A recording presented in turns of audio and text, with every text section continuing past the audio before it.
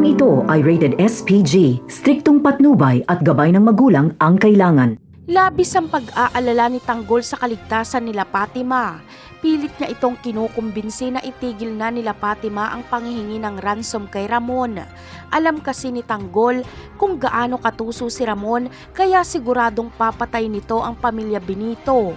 Pero ayon kay Fatima ay wala siyang pakialam dahil matindi ang kanilang pangangailangan.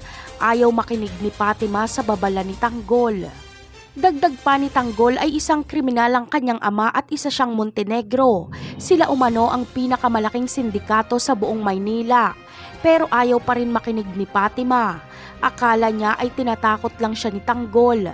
Pagkalipas ng ilang minuto ay umaasa si Fatima na tatawag ang kanyang mga magulang para sabihin na nakuha na nila ang ransom at para pakawalan na si Tanggol.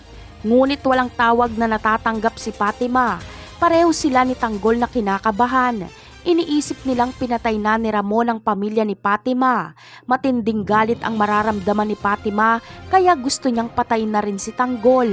Pero hinamon siya ni Tanggol na iputok umano ang baril. Pero hindi ito magawa ni Fatima. Batid niyang walang kasalanan si Tanggol. Bagkos ay gusto pa nga sila nitong iligtas. Talaga nga namang nagkamali ng binangga sila Fatima. Pero ang tanong ng marami, malalagasan na naman kaya ang pamilya Benito? Ang sagot ay hindi.